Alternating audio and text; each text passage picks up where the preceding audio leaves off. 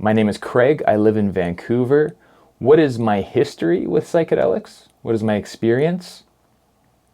I'm going to say significant, not extensive, but I've certainly experimented with various psychedelics since I was a teenager. Psilocybin, magic mushrooms, LSD, DMT, MDMA, and of course cannabis. I'm not a psychonaut by any means. I'm not the guy who's always tripping, but I would say a couple times a year there's a journey that needs to happen for my own kind of well-being and admittedly recreation sometimes. I don't know that there's one significant trip where I learned a whole bunch. It's more like this constant affirmation every time I do go on a trip that there's something much bigger going on than what we see day to day in our regular lives. It's like I get tapped into this deeper kind of conversation and this deeper consciousness. Here's a good way. This is the way that I like to think about it. There are a bunch of energies and a bunch of frequencies happening all around us all the time that we are not aware of, we're not tapped into. But a psychedelic substance can act as an antenna, and all of a sudden it's a conduit into these frequencies, and now we see them, we're aware of them, and we're able to communicate with them and interact with them. That's what the psychedelic space does for me, and it continually lets me know that it's not just me and my little brain and my little life that I'm a part of. I'm part of a much bigger network. How have psychedelics changed my experience in the world? I think particularly with DMT, it has made me far more aware of just how connected we all are and just how vast that beyond that godlike energy is. I think every time I go back to the DMT space, I feel as if it's very familiar. Even the first time that I went, I remember the first time I smoked DMT, I was on my way zipping through DMT land after those first couple of tokes, and I felt this warm embrace from a female energy, and it was very familiar. And she said something, but I don't know what it was, but it was very comforting. And I remember coming from my physical body, my mouth, my voice said out loud, it said, "Oh, there she is." And then I was into that magical space that the DMT brings you to. And every time I go there, it's as if there's a giant kind of party, and there are all of these energies and voices and entities kind of saying, "Welcome back, man. We're so happy to see you. You belong here." And it's as if I've arrived home, and I feel like I belong there. I do. And it's welcoming, and it's warm, and it's inviting. Certainly intense, don't get me wrong, but never in a negative way, always in a very positive, affirming way. And you might hear people talk about going through the hole or coming out in a vast kind of big hall. And I would say that, yeah, that does happen for sure. That both of those have happened to me, but it's far more unexplainable than that and far more surreal than that. It is a magical psychedelic land of colors and things that you just can't articulate in real life. One time I had a guide, and she was like a little mosquito, and she was very cute. This is the only time I ever thought a mosquito was cute. And she was buzzing me all through the roller coaster and the kaleidoscope that is the DMT space. And as my body was metabolizing the DMT, and I could feel myself coming back to this plane, my vision of her was she was hitchhiking, and she was going away as the DMT was being metabolized, and I was less and less in the DMT world, and I kind of came back, and she kind of just disappeared hitchhiking down the road. But even to say that is putting too much of a reality picture on what it is. But I think I've digressed into a trip report here. I would say that psychedelics, specifically DMT, have changed my experience in the world by making me feel more connected to this much larger thing that is happening outside of our regular plane of existence, and also making me not afraid to die. Because I feel like when I go to DMT space, it is so welcoming, and it does feel like I belong. It just feels like going home.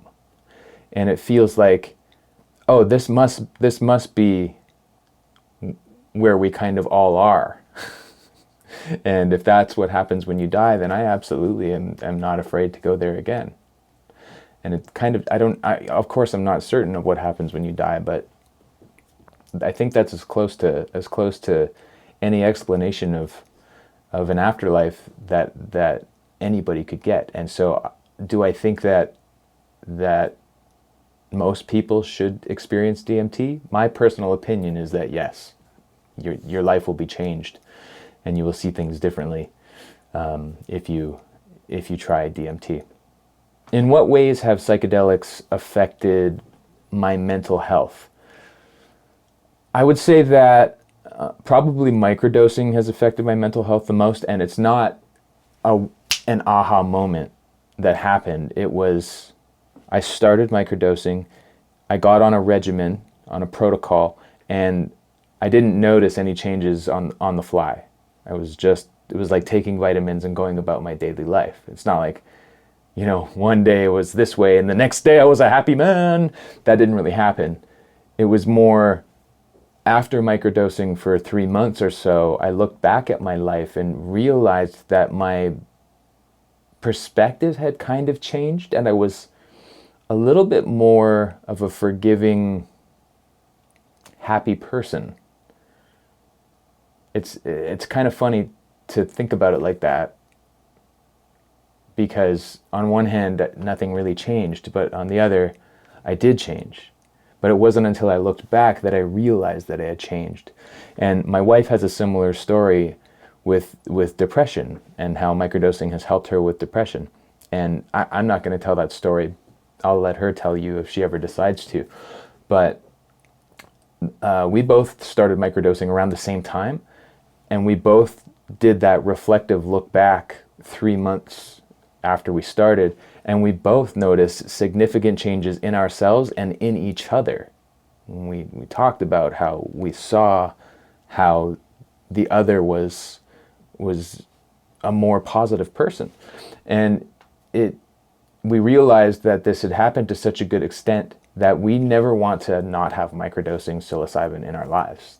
This is just the way it's going to be from now on, because it made us better people as a whole.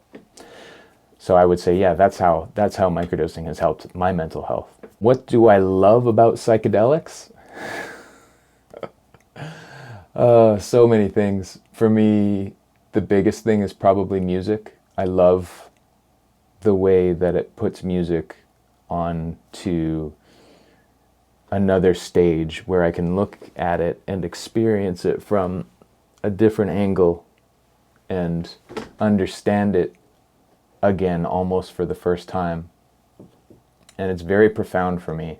I absolutely love that about psychedelics. But I also love that psychedelics bring us together. It's kind of like, they're like the great equalizer. And what I mean by that is they strip away all of the ego and all of the things that make you self-centered. And it's funny because they actually make you look at yourself to realize that. There's a shame light. I like to call it the shame light. And what it does is it shows you the ways that you've been carrying on and behaving that are not conducive to being a better person. For me, they often show me how I've been slipping and how I could be a better man. And it's not fun. It's quite uncomfortable, and it's scary to think about, facing yourself like that. But it's great to do it, because you come out the other end with lessons that you can work on to make yourself a better person, and try to be a better member of this collective that we all are involved with. I don't think that there's any coincidence to the fact that civilizations in human history that are thousands of years apart from each other, and also thousands of miles apart, way on the other ends of the world, different times in history, these people are experimenting with psychedelics and seeing visions and going into their caves and painting on the wall very, very similar types of pictures. I think what that means is that, they bring us together. They show us things that we need to see as a race, as a collective, as humans rather than individuals. Kind of the great equalizer. And so at the end of the day, I think psychedelics show us the way to love. And that's what I love about them.